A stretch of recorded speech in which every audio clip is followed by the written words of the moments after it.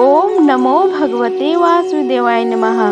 जय श्री हरि। नमस्कार दोस्तों, स्वागत है आप सभी का हमारे यूट्यूब चैनल पावरफुल हिंदू धर्म में। आप सभी पर भगवान श्री हरि विष्णु और माता लक्ष्मी की कृपा सदा और सर्वदा बनी रहे। आज हम आप सभी को देव शनि एकादशी कब है, उसके शुभ मुहूर्त, पूजा विधि, महत्व, कथा और उपाय के बारे में आप सभी को बताएंगे। आइए जानते हैं कि देव शनि एकादशी कब पड़ रही है तथा उसके महत्व के बारे में। हिंदू धर्म में एकादशी तिथि को भगवान विष्णु की पूजा अर्चना के लिए सबसे शुभ माना गया है।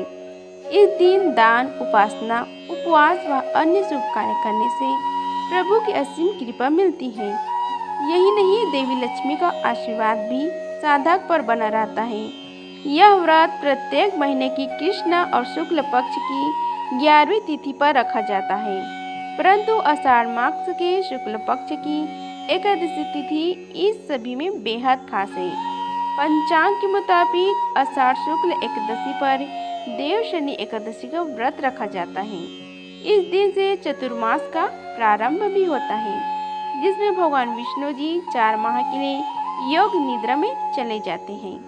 इस दौरान सृष्टि का संचालन महाकाल के हाथों में होता है।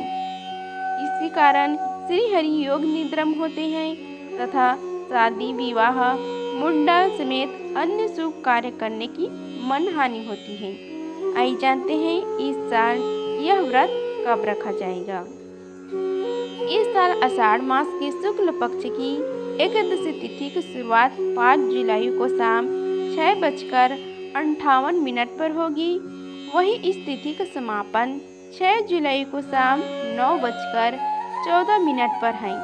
इसलिए देव शनि एकादशी को व्रत 6 जुलाई 2025 के दिन रखा जाएगा। साथ ही चतुर्मास का प्रारंभ भी इसी दिन मान्य रहेगा। देव शनि एकादशी की पूजा विधि के बारे में। देव शनि एकादशी पर पूजा से पूर्व पूजा स्थल को गंगा जल से शुद्ध करें। अब एक साफ चौकी लेकर उस पर पीला रंग का कपड़ा बिछा दें। भगवान विष्णु और देवी लक्ष्मी की मूर्ति स्थापित करें। प्रभु को पंचामृत, दूध, दही, घी, शहद और शक्कर तथा शुद्ध जल से स्नान कराएं। अब श्री हरि को पीले रंग के नए व साफ वस्त्र पहनाएं। फूल माला, तुलसी पत्रा और मौसमी फल अर्पित करें। शुद्ध देसी के घी से दीपक जलाएं और प्रभु के मंत्रों का जाप करें। देव शनि एकादशी की कथा सुने। अब केले या केसर की खीर का भोग लगाएं। विष्णु सहस्त्र नाम का पाठ करें। अंत में भगवान श्री हरि विष्णु की आरती उतारें। आइए अब हम सभी मिलकर देव शनि एकादशी व्रत की कथा का श्रवण करते हैं। बोलो श्री गणेश भगवान की जय। बोलो श्री हरि भगवान विष्णु तथा माता पार्वती की जय। ब्रह्म वैवर्त पुराण में देव शनि एकादशी के विशेष महात्म्य का वर्णन किया गया है। इस व्रत से प्राणी की समस्त मनोकामनाएं पूर्ण होती हैं। यह एकादशी आषाढ़ मास के कृष्ण पक्ष की एकादशी तिथि को, जिसे योगिनी एकादशी कहते हैं, उसके बाद आती है। आषाढ़ मास के शुक्ल पक्ष की एकादशी को ही देव शनि एकादशी कहा जाता है। इसी एकादशी से चतुर्मास का आरंभ माना जाता है। इस अवधि में कोई भी शुभ कार्य जैसे विवाह आदि नहीं किया जाता। मान्यता है कि इस दिन से भगवान श्री हरि विष्णु क्षीर सागर में शयन करते हैं और फिर 4 माह के बाद उन्हें उठाया जाता है। उस दिन को देव उत्थनी एकादशी कहा जाता है। इसी बीच के अंतराल को ही चतुर्मास कहा गया है। देव शनि एकादशी को देव शनि, महा एकादशी, थोली एकादशी, हरि देव शनि, पद्मनाभ शयनी तथा प्रमोदिनी एकादशी भी कहा जाता है। अब आइए कथा का श्रवण कीजिए। देव शनि एकादशी में धर्मराज युधिष्ठिर ने कहा कि हे केशव, आषाढ़ शुक्ल पक्ष की एकादशी का क्या नाम है? इस व्रत के करने की विधि क्या है और किस देवता का पूजन किया जाता है? श्री कृष्ण भगवान कहने लगे कि हे युधिष्ठिर, जिस कथा को ब्रह्म जी ने नारद जी से कहा था, वही मैं तुमसे कहता हूँ। एक बार देव ऋषि नारद जी ने ब्रह्म जी से एकादशी के विषय में जानने की उत्सुकता से प्रकट की। तब ब्रह्मा जी ने उन्हें बताया कि सतयुग में माधवता नामक एक चक्रवर्ती राजा राज्य करते थे। उनके राज्य में प्रजा बहुत सुखी थी, किंतु भविष्य में क्या हो जाए यह कोई नहीं जानता था। अतः वे भी इस बात से अनभिज्ञ थे कि उनके राज्य में शीघ्र ही भयंकर अकाल पड़ने वाला है। उनके राज्य में पूरे 3 वर्ष तक वर्षा न होने के कारण भयंकर अकाल पड़ा। इस अकाल से चारों ओर त्राही त्राही मच गई।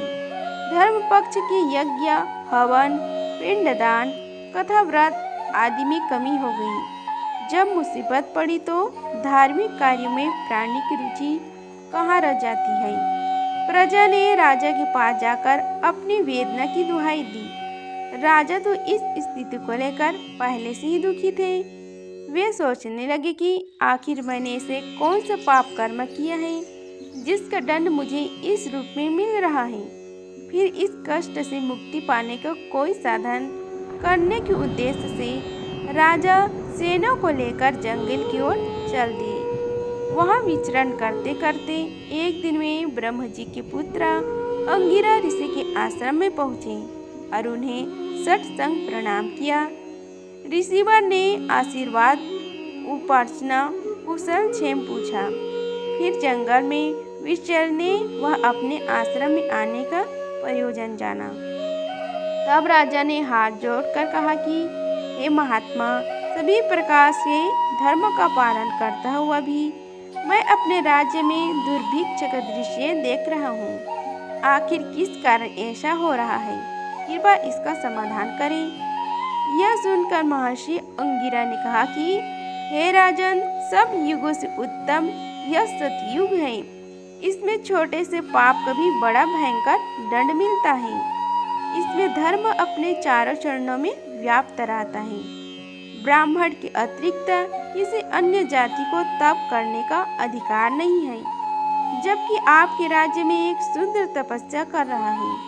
यही कारण है कि आपके राज्य में वर्षा नहीं हो रही है। जब तक वह काल को प्राप्त नहीं होगा तब तक यह दुर्भिक्ष शांत नहीं होगा। दुर्भिक्ष की शांति उसे मारने से ही संभव है। किंतु राजा का हृदय एक नापराध शुद्ध तपस्वी का समन करने को तैयार न हुआ। उन्होंने कहा कि हे देव, मैं उस निरपराध को मार दूं, यह बात मेरा मन स्वीकार नहीं कर रहा है। कृपा करके आप कोई और उपाय बताइए। महर्षि अंगिरा ने बताया कि आषाढ़ माह के शुक्ल पक्ष की एकादशी का व्रत करें। इस व्रत के प्रभाव से अवश्य ही वर्षा होगी। राजा अपने राज्य की राजधानी लौट आए और चारों वर्णों सहित पद्य एकादशी का विधि पूर्वक व्रत किया।